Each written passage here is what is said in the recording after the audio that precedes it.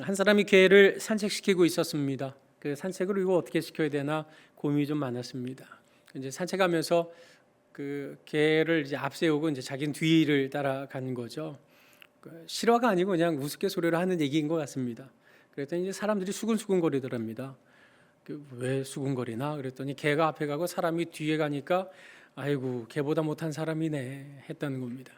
이 소리를 듣고 그럼 이렇게 하는 게 아닌가 하고 개를 이제 자기 뒤에 놓은 거죠. 이제 개보다 더 앞에 갔던 겁니다. 사람들이 수근수근거리더래요. 뭐라고 수근거렸을까요? 아이고 개보다 더한 놈이네 했던 겁니다. 이것도 아닌가? 그래서 이제 개하고 나란히 가야 되겠다 하고 이제 같이 나란히 갔던 겁니다.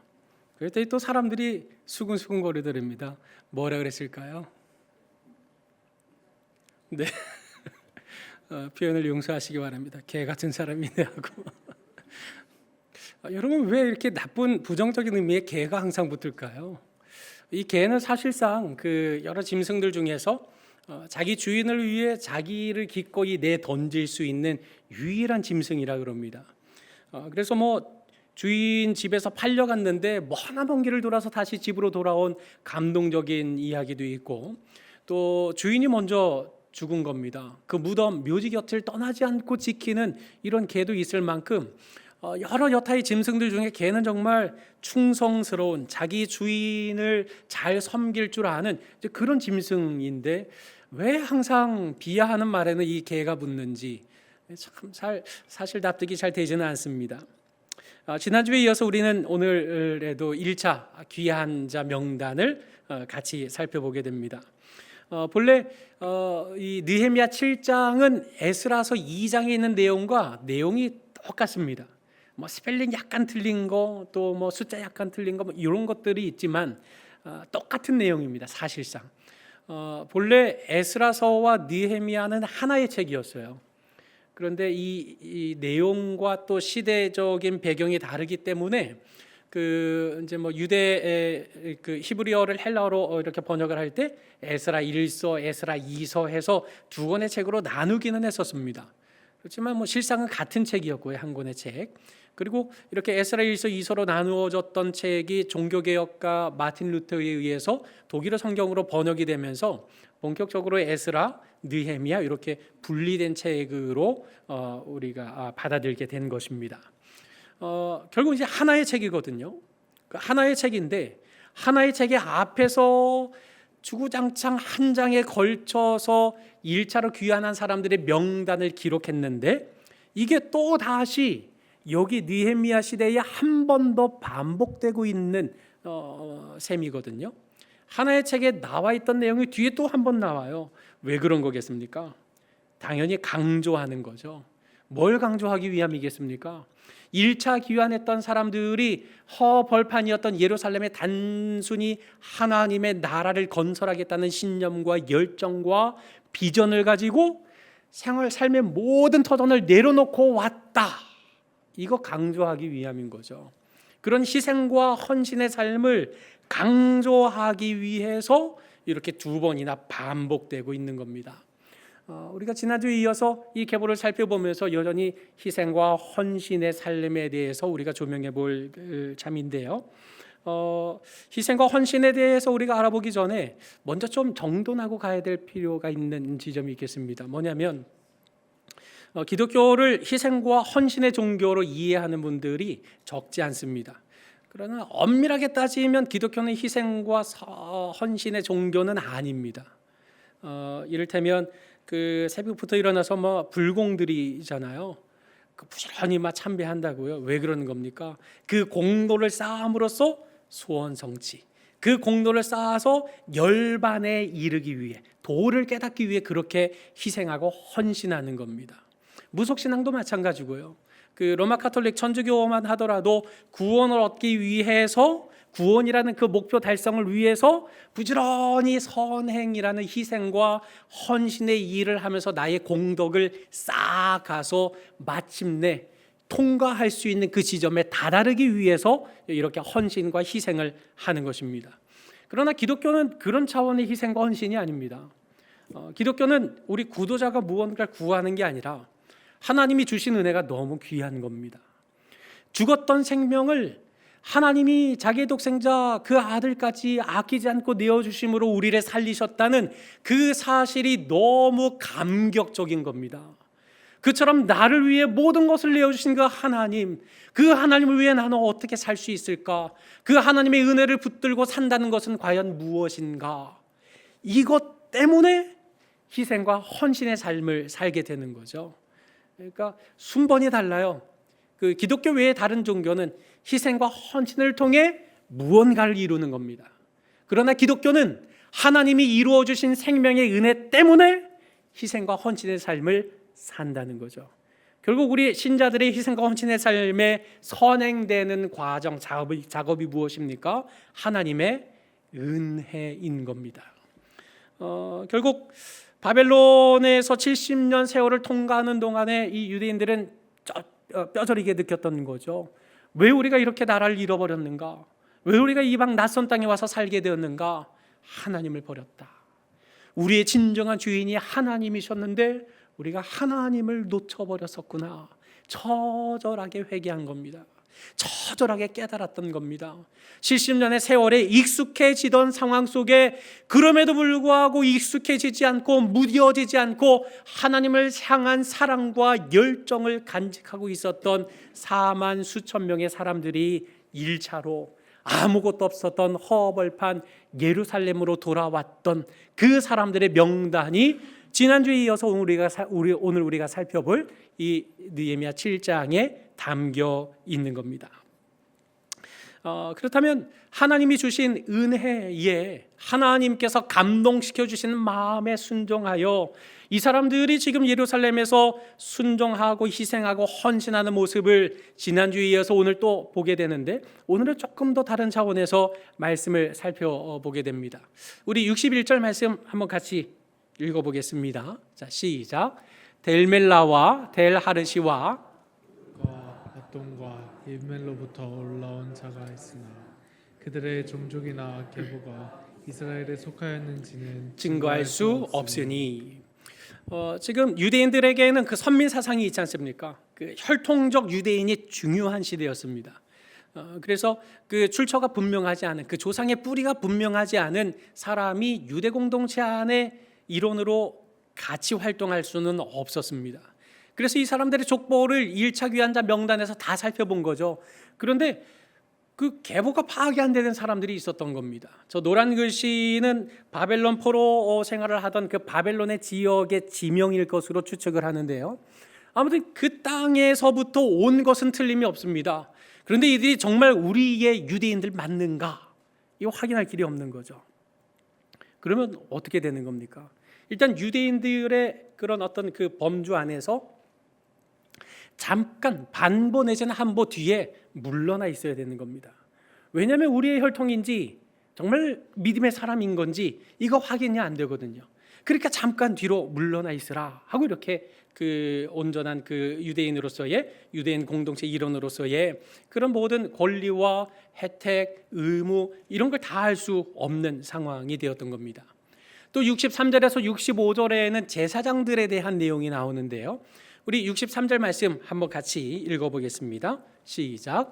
제사장 중에는 호바야 자손과 하코스 자손과 바르실레 자손이니 바르실레는 길라 사람 바르실레의 딸 중에 하나로 아내를 삼고 바르실레의 이름으로 불린 자라. 이렇게 말합니다. 제사장들 중에도 그 출처가 불분명한 사람이 있었습니다. 아론의 계보가 그 제사장 가문이란 말이죠. 그런데 그 계보에 속한 사람인가 확인이 안 되는 사람들도 있었던 겁니다. 호바야 자손은 일단 출처를 정말 알 길이 없습니다. 오늘 본문 외에 나오는 곳이 없습니다. 그리고 학고스 자손이 나오는데요. 1차 귀환했고 지금 요 느헤미야서는 3차 귀환했을 시대를 다루고 있습니다. 두 시대, 1차 귀환과 3차 귀환 사이에는 약 90년의 세월이 있습니다. 처음에 왔을 때 학고스 자손이 제사장 가문 맞냐? 확인을 못했습니다. 그런데 느헤미야 3장에 보면 성벽을 재건하는 과정에 제사장들이 담당했던 몫의 성벽 영역이 있었습니다. 그 영역을 말할 때 그 다음은 학고스의 손자라고 나옵니다. 그러면 무슨 말이겠습니까? 처음 1차 기환 수르바벨과 함께 왔던 학고스가 제사장 가문인지 계보가 확인이 되지 않았지만 그 이후에 제사장 계보가 확인이 되었고 제사장 자리로 직무를 감당할 수 있게 되었다라는 사실을 말하고 있는 겁니다. 자, 그리고 63절에 나오는 세 번째 바르실레 자손이 나옵니다. 이 바르실레는 사무엘서에 등장하는 인물입니다. 다윗의 아들 압살롬이 난을 일으키는 바람에 다윗이 도망을 하게 됩니다. 그 도망했던 다윗의 모든 일행을 거둬주고 먹이고 입히고 살렸던 그런 헌신했던 사람이 바로 바르실레라는 사람이었습니다.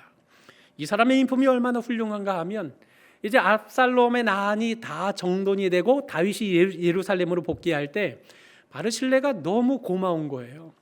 같이 가자. 당신의 노년 나와 함께 지내자. 그런데 바르실레가 거절합니다. 제가 다 늙었는데 왕의 그 궁정에 가서 제가 무슨 낙을 누리겠습니까? 저 말고 차라리 김함을 데려가십시오라고 다른 젊은 인재를 추천해서 왕과 함께 왕실에 들어가서 이다도록 추천할 만큼 그런 명예욕, 노욕이 없었던 그런 선한 인물로 이렇게 기술하고 있습니다. 근데 바르실레의 자손이다. 제사장 가문이 아니거든요. 그럼 이 사람은 도대체 어떤 정체를 가진 사람인가? 바르실레의 딸 중에 하나로 아내를 삼고 그리고 바르실레가 아니라 바르실레의 이름으로 불렸던 사람이다 이렇게 말합니다. 이거는 이스라엘의 이런 그 전통적인 그런 그 역사들을 조금 살펴봐야 되는데요. 레위 사람들은 땅을 부여받지 않았습니다. 다른 지파들은 다 땅을 기업으로 부여를 받았죠. 레위 지파에게 땅을 주시지 않은 이유는 레위 지파는 뭐 해야 됩니까? 온 이스라엘 땅에 흩어져서 내 땅을 차지하고 있어야 될 게 아니라 온 땅에 흩어져서 온 지파들이 하나님을 예배할 수 있도록 제사를 집례하고 그 일들을 돕는 이런 일들을 레위 사람들이 감당해야 됐던 겁니다. 그래서 이 레위 지파 안에 아론의 족속이 제사장 일을 감당했고 나머지 레위 사람들이 제사장 일을 돕도록 이렇게 조직이 되어 있었던 겁니다. 그런데 문제가 있죠. 제사장이 있는데 그 레위 지파가 아닌 다른 족속의 딸과 결혼을 했어요. 그럼 사랑엔 죄가 없는 거잖아요. 결혼을 했습니다. 그런데 이 집안에 딸밖에 없어요. 그래서 이 딸이 땅을 기업으로 물려받았어요. 그러면 아내가 기업으로 받으면 이 당시에는 남성 중심이었으니까요. 이 재산은 남성의 소유가 되는 겁니다. 그럼 제사장은 땅을 가지면 안 되잖아요. 그럼 둘 중에 하나를 선택해야 됩니다.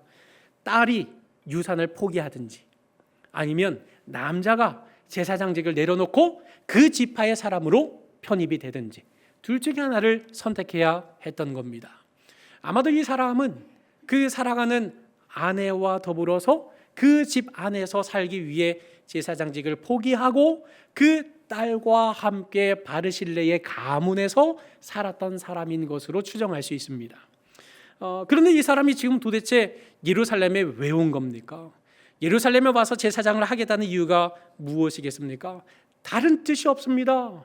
허벌판인 예루살렘에 와서 그 바르실레 지파 땅 그거 요구하는 편이 훨씬 더 나을 수 있는 삶일 겁니다. 그러나 그 땅을 요구하는 것이 아니라 제사장으로서 하나님의 나라를 이 땅에 다시 회복시켜야 되겠다 하는 이 열망을 가지고 온 것입니다. 여러분 아까 61절에 말씀드렸던 백성들도 그러했고 그리고 지금 63절에 기록하고 있는 제사장들도 그러했고 지금 이 사람들이 바벨론의 모든 터전을 내려놓고 예루살렘으로 돌아온 이유가 도대체 뭐 있겠습니까? 예루살렘에 뭘 취할 수 있는 이득이 남아있는 땅이 아닙니다. 이 땅은 그야말로 허벌판입니다. 이 땅에 와서는 수고와 땀을 흘릴 것밖에는 없는 땅입니다. 그 땅에 무엇을 바라고 나올 수 있겠습니까? 다른 거 없었습니다. 딱 하나, 하나님 나라 회복, 하나님 나라 건설, 잃어버린 그 하나님을 주인으로 삼는 그 나라를 건설하는 이 한 가지의 열망, 열정, 비전을 가지고 모든 터전을 내려놓고 찾아왔던 겁니다. 그런데 여러분 이 사람들을 마주하는 이 유대 공동체의 모습이 어떻습니까? 64절로 65절에 있는 말씀 우리 한번 같이 읽어보실까요? 자, 시작. 이 사람들은 계보 중에서 자기 이름을 찾아도 찾지 못하였으므로 그들을 부정하게 여겨 제사장의 직분을 행하지 못하게 하고 성독이 그들에게 명령하여 우림과 둠밈을 가진 제사장이 일어나기 전에는 지성물을 먹지 말라 하였느니라. 지금 부정하게 여겼던 겁니다. 이건 이제 육체적으로 부정하다는 의미가 아니라 영적으로 부정하다는 의미인 거죠. 제사장 계보의 사람들이 제사를 집례해야지 그 외의 사람이 그리해서는 안 된다. 그런 의미에서 이제 부정하다고 말한 것입니다. 그리고 이 사람들의 계보가 확인이 되거나 아니면 우림과 둠밈을 가진 제사장이 일어날 때까지는 이 사람들은 제사장 역할 못한다 하고 배제했던 겁니다. 여러분, 우림과 둠밈이 무엇이냐면 그 제사장의 의복이 있지 않습니까? 그 의복 중에 판결 흉패라고 이렇게 가슴에 차는 12지파를 상징하는 이런 보석이 박혀 있는 이런 그 판결 흉패가 있습니다. 요 안에 우림과 둠밈의 돌 내지는 보석이 보관되어 있는 거죠. 이게 제비를 뽑는 겁니다. 하나님, 이것이 어떤 뜻입니까? 해야 됩니까? 말아야 됩니까? 할 때 우림과 둠밈이 예스 노가 이렇게 결정해 주는 이제 그런 역할을 했던 겁니다. 바로 우림과 둠밈을 통해서 하나님, 이 사람이 제사장 맞습니까? 이게 확인될 때까지, 그때까지는 직무 배제. 제사장, 너희들은 제사장인지 확인이 되지 않으니 지성물도 먹지 말아라. 지성물이 무엇입니까? 하나님 앞에 바쳐진 제물을 의미하는 겁니다. 하나님 앞에 바쳐진 제물은 가장 지극히 거룩한 음식으로 여기기 때문에 그 음식조차도 입에 대지 못하도록 그렇게 조치를 취했던 겁니다. 여러분 어떻습니까? 앞서 말씀드린 것처럼 이 모든 사람들 예루살렘에 뭘 바라고 왔겠습니까? 다른 거 없습니다. 하나님 나라를 세우겠다는 일념 하나였습니다. 그런데 지금 뭐가 문제입니까? 계보가 확인이 안 됩니다. 아니, 이 계보가 확인이 안 된다고 내 마음의 중심이 하나님 나라에 대한 열정이 있으니 모든 건 내려놓고 여기까지 왔는데 이 열정이 지금 증명이 안 된단 말인가? 내가 예루살렘에 무슨 죄를 보겠다고 내가 여기까지 왔겠는가? 정말 나를 못 믿는가? 나를 신뢰하지 못하는가? 이거 배제된 사실에 대해서 만약에 여러분이 그런 입장이라면 어떠시겠습니까? 마음의 상심이 좀 가지 않겠습니까? 기껏 마음 써서 결단하고 뭐 수십 번 고민하다가 기도하다가 기회 여기까지 나왔는데 나를 사용 안 하는 거예요. 너 아직 잘 모르겠다. 너 조금 뒤에 물러서 있어야 되겠다. 반번은 뒤에 있자. 좀 확인될 때까지 조금 기다려보자. 어떤 마음 드시겠습니까? 섭섭하지 않겠습니까? 서운하지 않겠습니까? 내가 지금 이런 대우를 받을 바에야 내가 지금 뭐하러 여기에 있겠는가? 나는 그냥 바벨론으로 돌아가겠다. 나는 여기에서 별로 쓸모없는 사람인가 보다. 나는 이 공동체 안에서 별로 가치 없는 사람인가 보다. 나는 이 안에서 별로 이렇게 쓸모가 있는 사람 같지는 않은 것 같다 하고 돌아갈 마음이 크지 않겠습니까? 여러분, 희생, 헌신, 그거는 참 내가 마음을 먹고 있지만 그러나 이 공동체 안에서 날 별로 필요로 하지 않는 것 같다는 그런 마음 앞에 희생과 헌신의 자세를 견지한다는 것은 참 쉽지 않은 문제일 것입니다. 그러나 이들이 인내했습니다. 그러나 이들이 버텼습니다. 버틴 이유가 무엇일까요? 하나님의 마음의 감동, 예루살렘에 회복되어야만 한다는 이 간절한 소망, 이 기대와 소망이 그들로 하여금 그 자리에 머물게 했던 겁니다. 우리가 앞서 읽었던 73절의 말씀에 제사장, 레위 사람, 문지기, 노래하는 자들, 백성, 느딘 사람, 지난주에 살펴본 그 모든 계보의 사람들뿐 아니라 지금 계보가 확인되지 않는 이 사람들조차도 온 이스라엘 자손이 다 자기들의 성읍에 거주하였다. 명확하게 말씀하고 있지 않습니까? 여기 자기들의 성읍이 뭔지는 명확한 의미를 찾기가 쉽지는 않습니다. 아마도 예루살렘 안에 여전히 머물러 있었던지, 예루살렘 근교에 머물렀던지, 아니면 자기 고향 땅에 머물렀던지, 어떤 곳에 머물렀는지는 제각각이었을 것입니다만은 난 이런 공동체 실망해서 난 더 이상 여기 있지 않겠어 하고 바벨론으로 돌아간 것이 아니라 그 공동체의 하나님 나라가 이루어질 때까지 인내하면서 하나님이 나를 부르실, 하나님이 나를 사용하실, 하나님이 나를 붙잡으실 그 날을 인내하면서 자기의 자리를 지켜가고 있는 이런 헌신과 희생을 하고 있었다라는 사실을 우리는 오늘 본문에서 발견할 수 있는 겁니다. 여러분, 오늘날 얼마나 많은 교회와 목회자가 신학과 목회를 분리해서 운영을 하는지 모릅니다. 양적 성장을 도모할 수가 있다고 한다면 수단과 방법 가리지 않고 어떤 프로그램이든지 다 동원하는 것이 오늘날 이 땅의 교회의 현실인 것 같습니다. 그러나 참된 신앙 공동체는 무엇 하나를 하더라도 진지해야 됩니다. 무엇 하나를 시작하더라도 정중하게 출발해야 됩니다. 지금 예루살렘 공동체 안에 세우려면 일손 하나가 부족한 마당에 무슨 족보 따지고 무슨 계보 따지고 뭘 그렇게 출처를 따지고 그러느냐. 일단 와서 같이 돕자. 도우면서 확인되면 그때 빼지 이런 입장이 아니었던 겁니다. 하나님 나라 공동체는 비록 결핍이 있다 하더라도 하나님의 뜻이 이루어져야 하고 하나님의 방법대로 질서가 이루어져야 한다는 사실에 대해서 명확하게 말씀하고 있는 것이고, 그런 하나님의 뜻을 이루기 위하여 인내로서 자기의 자리를 지켜내는 희생을 하고 있는 참 멋진 믿음의 사람의 모습을 오늘 본문 속에서 발견할 수 있게 되는 겁니다. 여러분, 한편 70절로 72절까지는 이제 물질로서 헌신한 이런 사람들의 명단이 또 안 나옵니다. 물질, 돈, 그러면 우리 마음이 일단 조금 조마조마해지죠. 너무 조마조마해하지 마시고 우리 70절로 72절의 말씀 우리 한번 같이 읽도록 하겠습니다. 시작. 어떤 족장들은 역사를 위하여 보조하였고 총독은 금 1000드라크마와 대접 50과 제사장의 의복 530벌을 보물 곳간에 드렸고, 또 어떤 족장들은 금 2만 드라크마와 은 2200마네를 역사 곳간에 드렸고, 그 나머지 백성은 금 2만 드라크마와 은 2000마네와 제사장의 의복 67벌을 드렸느니라. 아멘. 여러분, 지금 여기서 어떤 족장들 이건 이제 지파를 담당하는 장들을 말하는 것입니다. 그 총독은 바로 유대 총독으로 부임했던 수르바벨로부터 시작해서 오늘 본문의 느헤미야까지 이르는 그런 고위 관료를 말하는 것입니다. 그리고 그 나머지 백성들은 누구겠습니까? 모든 백성들을 말하는 것입니다. 지위고하를 막론하고 남녀노소를 막론하고 모든 사람들이 물질로까지 헌신하고 있습니다.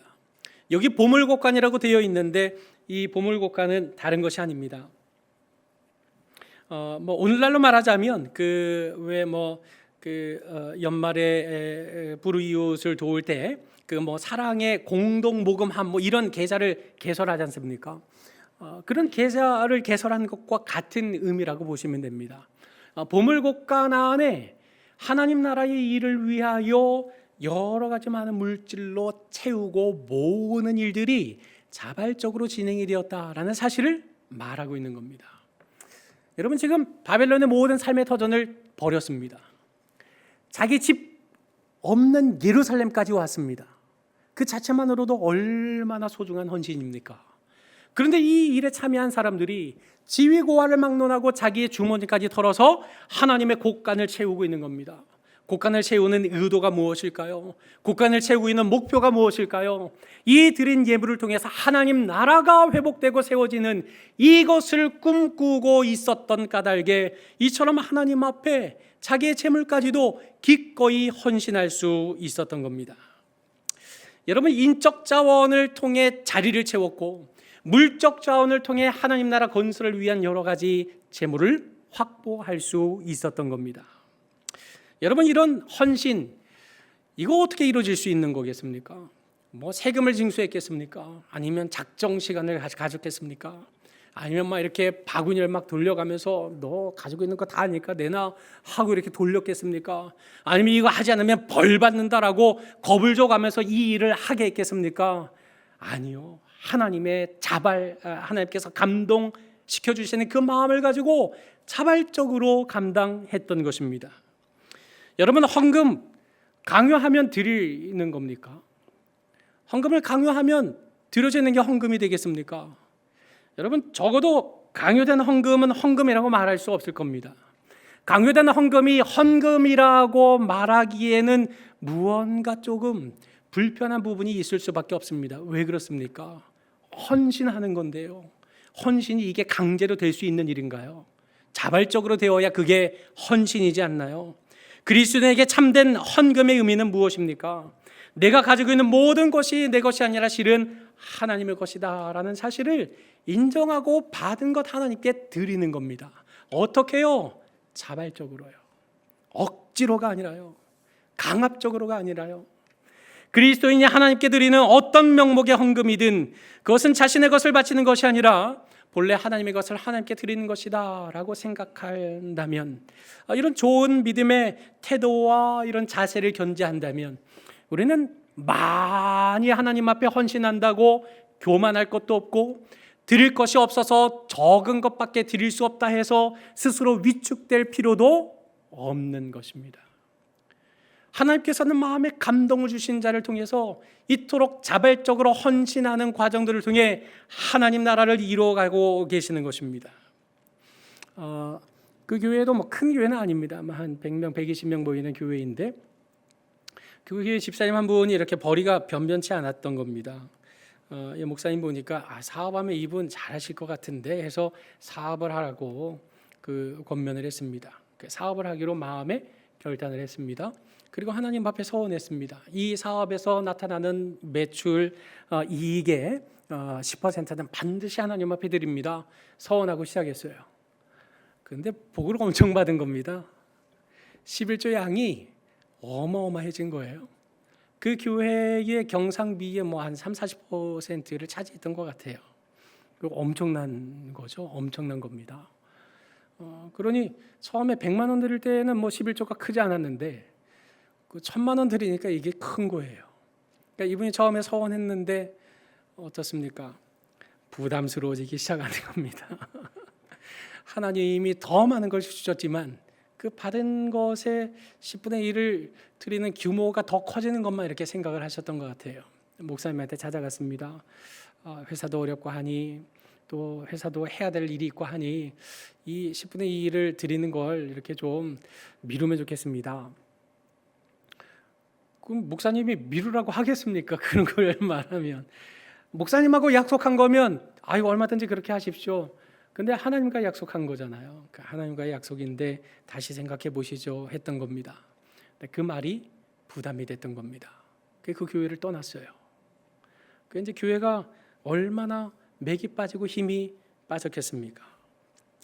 참 안타깝게도 사람의 경우에는 열심히 일하면 일할수록 땀 흘려서 수고한 것이 많으면 많아질수록 하나님과 무관하게 되는 것을 참 많이 발견하게 되는 것 같습니다.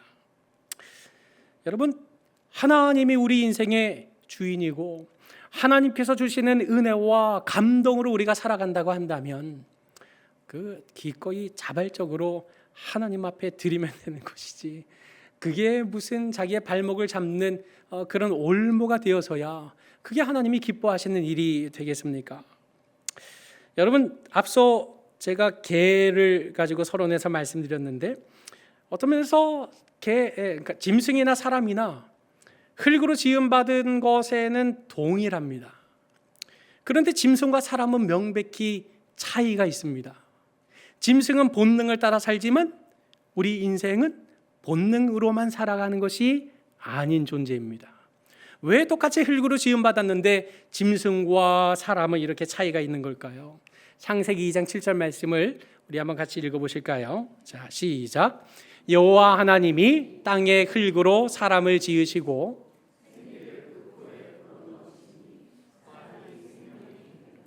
똑같이 흙으로 지으셨습니다. 그런데 사람에게만 그 코에 생기를 불어넣어서 생명이 되게 하셨다라고 말합니다. 생명, 이게 무슨 말입니까? 영적인 존재로 지음받았다는 겁니다. 여러분, 집에 개한테 밥 주면 개가 기도하고 밥 먹던가요? 개들이 주일에 모여서 우리 기도하십시다 하고 개들이 신학교 만들고 개들이 목사하고 아니지 않습니까? 고양이가 음식 쓰레기 뒤지다가 아이고 대박이에요, 생선 한 토막을 발견한 거죠. 하나님 감사합니다. 오늘도 우리에게 일용할 양식을 주시니 참 감사합니다. 두 손 모아 기도하고 그리고 먹는 것 보신 적 없으시죠? 왜 그럴까요? 영적인 존재가 아니기 때문에 그렇습니다. 짐승은 그저 본능을 따라서 일하고 본능을 따라서 먹고 본능에 따라 살아갈 뿐이지만 하나님의 생기로 부음을 받아 생명이 된 우리는, 영적인 존재로 지음받은 우리는 우리의 모든 삶의 영역을 하나님과 연관지어서 살아가도록 지음받은 존재인 겁니다. 그러니 오늘 우리가 일용할 양식을 먹으면서 무엇을 생각합니까? 하루 세끼 밥을 마주하면서 이 밥을 내 입에 넣어가면서 하나님 앞에 일용할 양식 주신 거 감사 기도할 수 있는 것, 우리가 그와 같은 영적인 존재로 부름받았기 때문이지 않습니까? 그런데 우리가 나의 양식, 나의 일용할 양식을 주신 하나님 참 감사합니다 라고만 기도를 하지 않지 않습니까? 우리에게 일용할 양식을 주시라고 기도하지 않습니까? 우리요, 우리. 하나님 오늘 나는 이거 먹고 있습니다. 근데 불과 여기서 몇 킬로 떨어지지 않은 북한 땅에 있는 우리의 형제 자매들, 일용할 양식이 없어서 배 굶고 이 시대 속에서도 아사자가 속출하고 있는 북한 땅에 우리의 형제 자매들을 불쌍히 여겨 주십시오 라고 기도할 수 있다면, 나의 양식만을 찾는 것이 아니라 우리의 양식을 도모할 수 있고 나의 삶만 주장하는 것이 아니라 우리의 삶을 주장할 수 있다고 한다면, 우리만 믿는 그리스도인들이 바로 그와 같은 희생과 헌신의 삶을 살아간다면 오늘 우리가 살아가는 이 땅이 얼마나 더 아름다운 하나님 나라 공동체로 세워져 갈 수 있을까요? 내 자식만 귀한 게 아니라 남의 자식도 귀하고, 내 직장만 귀한 것이 아니라 남의 직장도 귀한 까닭에 저 직장을 돈의 권력으로 빼앗는 그런 관계가 아니라 서로 피차 살 수 있는, 상생할 수 있는 그런 자리를 바라보면서 하나님과 나의 관계를 통하여 하나님 주시는 은혜를 이 세상에 흘려보내는 그런 희생과 헌신의 삶으로 살아간다면, 여러분 참된 그리스도인들이 점령하는 이 땅의 삶들이 얼마나 평화롭고 얼마나 기쁨이 넘쳐나겠습니까? 이 교회를 시작하면서 헌금 바구니 돌리지 않기로 했습니다. 다른 거 아닙니다. 저 개인적으로는 이제 저희 어머니에 대한 어릴 때 들은 이야기도 있고 또 실상 뭐 헌금에 대해서 말들이 너무 많잖아요. 저희 어머니가 어느 날 교회 안 가셨어요. 엄마 왜 오늘 교회 안 가세요? 수요밤이었던 걸로 기억을 해요. 왜 오늘 교회 안 가시는 거예요? 아니야 오늘 엄마 다른 일이 있어. 그랬는데 나중에 어머니께서 알려주시는 거예요. 야야야 윤서가 교회는 돈 없어도 갈 수 있더라. 돈 없어도 갈 수 있더라. 헌금 없어서 지난주에 못 갔는데 돈 없어도 갈 수 있더라. 하나님이 돈 없어도 와도 된다 그러더라. 이 말씀을 하시는 거예요. 참 헌금 바구니 돌아갈 때 이걸 헌금을 하지 못하는, 그게 드리지 못하는 사람 입장에서는 얼마나 가슴 아픈 일입니까? 이걸 지나갈 때 물론 거룩한 부담을 가져야 되지만 그 부담이 내가 하나님 앞에 서는 일에 방해가 된다고 한다면 이거 기꺼이 안 돌려도 되겠다. 하나님이 하나님 일을 하나님께서 하시는 것이지. 그래서 우리는 저 뒤에 헌금함을 만들어 놓고 바구니를 따로 돌리지는 않습니다. 물론 헌신 예배 때는 우리가 헌신하자는 의미에서 바구니를 돌리기도 하지만 바구니를 돌리는 것이 나쁘다, 잘못되었다 이렇게 말씀드리는 건 절대 아닙니다. 여러분 저 연복에 헌금을 넣을 때 이 헌금이 하나님 비록 큰 것은 아니지만 이 헌금을 통해 이전에 이 예배당에 이 교회를 통하여 복음으로 사람이 살아나는 역사가 일어난다면 얼마나 기쁠까요? 복음으로 사람이 가르쳐지고 세워지는 역사가 일어나서 소망 없는 이 세상에서 낙심하는 인생들이 아니라 저 영원한 하늘의 소망을 바라보는 사람들로 굳게 세워져 갈 수 있다면 이거 얼마나 기쁜 일입니까? 하나님 저로서도 이 헌금이 부담스럽지만 이 헌금을 통해서 일하실 하나님을 기뻐하면서 이 예물 드립니다. 하나님 우리의 정성을 받아주세요 하고 저 연보계에 헌금을 넣는 손길들, 그 희생과 헌신을 통해서 이 교회를 통하여 하나님의 나라가 어떻게 이루어질 것인지 정말 두말할 필요가 있겠습니까? 사랑하는 서부경의 성도 여러분, 시인 최승호 씨가 그 황금털 사자라는 책에 쓴 한 일화를 소개해 드리려고 합니다. 평생 자기만을 위해서 살아왔던 사람이 있었습니다. 자기만을 위해서 돈을 모으는 재미로 살았던 거죠. 그러니 젊을 때는 그래도 친구들이 있었는데 돈 하면서 사니까 죽을 때가 돼서는 이제 사람이 아무도 없는 겁니다, 주위에. 이 사람이 사람들의 인심을 얻을 방법은 무엇이겠습니까? 그 모아놓은 돈 푸는 겁니다. 세상 친구는 없고 사과개짝에 쌓아놓은 돈들, 이것만이 자신의 삶의 위로가 되었는데 그거 다 죽으면 싸들고 갈 수도 없는 거 나눠주면 되는 문제이지 않겠습니까? 그런데 이 사람은 그 마지막 죽음 앞에서의 기회조차도 걷어차 버립니다. 그리고 무엇을 했느냐면 그 돈 가지고 너무 아까우니까 금을 잔뜩 삽니다. 그래서 금을 가지고 자기가 누울 관을 만들었습니다. 그리고 자기의 소원대로 그 금으로 만든 관 안에 시신으로 누워서 땅에 매장됐습니다. 다음 날이 됐습니다. 금관이 있다는 소식을 들은 사람들이 몰려와서 무덤을 다 파버립니다.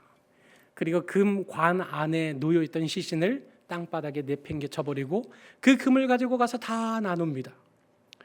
땅바닥에 버려진 그 시신은 어떻게 됩니까? 굶주린 둘지들에게는 아주 좋은 양식이 되었습니다. 배부터 갉아먹기 시작하는데 그 내장까지 남김없이 말끔하게 먹어버린 이런 처참한 신세가 되고 말았다. 이런 이야기를 우화로 담아내고 있는 것입니다. 여러분, 이와 같은 삶이 그리스도인의 삶은 아니지 않습니까? 우리가 영적인 존재로 지음받았다면 우리가 이와 같은 삶을 살라고 하나님이 우리를 이렇게 창조하신 것은 아니지 않겠습니까? 실로 하나님의 형상을 따라 지음받은 인생이 오직 자기 자신만을 갈망하다가 이토록 비참하게 인생을 끝내버린다면 이 얼마나 가슴 아픈 일이 되겠습니까? 그런 까닭에 하나님께서 오늘 바로 저와 여러분을 이 자리로 부르신 겁니다. 하나님의 사람으로 살아가도록, 하나님의 사람으로 가정과 직장과 우리가 살아가는 모든 삶의 자리에 진정한 희생과 헌신을 하나님의 감동을 받은 자답게 나타내므로 이 땅을 아름답게 만드는 사명을 우리에게 주시려고 우리를 이 자리에 부르신 겁니다. 또한 이 자리에 서부 경향이라고 하는 그 울타리 안에 하나님 나라가 건설되어서 진실로 교회가 여러 가지만의 세상의 지탄과 비난의 대상이 되고 있는 이 마지막 시대에 정말로 하나님 앞에서 영광이 되고 사람 앞에서도 칭찬받을 수 있는 이 지역사회의 소망의 등불과도 같은 교회로 세워 나아가기 위하여 하나님이 오늘 저와 여러분을 이 자리에 불러 모으신 것 아닙니까? 그러므로 하나님께서 부르신 우리 존재의 목적과 사명을 가슴 깊이 새기시는 가운데 하나님을 섬기는 우리의 믿음이 오늘 우리가 모인 서부경향 공동체를 위하여 또한 우리가 살아가는 가정과 직장과 삶의 모든 자리에 진실로 자발적이고도 참된 희생과 헌신의 모습으로 나타남으로써 우리가 살아가는 모든 삶의 자리에 진정하고 참된 하나님 나라를 건설해 나가는 우리 모든 성도님들이 되시기를 주님의 이름으로 간절히 축원합니다.